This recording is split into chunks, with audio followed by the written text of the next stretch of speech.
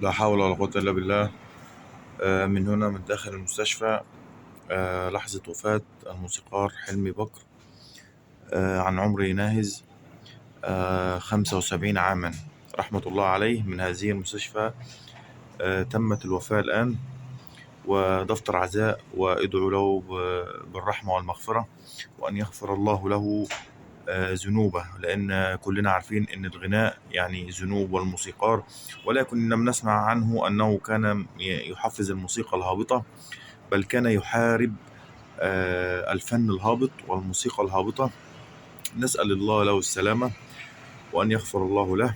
الكل يدعو له يا جماعة بالرحمة والمغفرة، أن يتوب الله عليه ويرزقه الجنة، ويتغاضى عن سيئاته ويرفع له في درجاته، وأن يبدل له سيئاته حسنات، لأن الفترة الأخيرة كان بيعاني من مرض خطير جدا، وبسبب تعب نفسيا، بسبب اللي هم شوية الأشكال الصايعة اللي كانوا خرجوا وقالوا إحنا موسيقيين، وإحنا بنشجع الفن الهابط، وزي مجدي شطة، وزي مش عارف كزبرة وحاجات زي كده.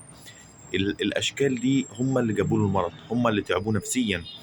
فسبحان الله، يعني ربنا رحمه، لأنه كان بيطلع معاهم في برامج، وكانوا هم بيجيبوا له فن هابط وموسيقى وكلمات هابطة، ولكن ربنا رحمه، وأدعو له بالرحمة والمغفرة يا رب، يا رب العالمين. كل يكتب الرحمة والمغفرة، وسوف نفيدكم بتفاصيل الجنازة عما قريب.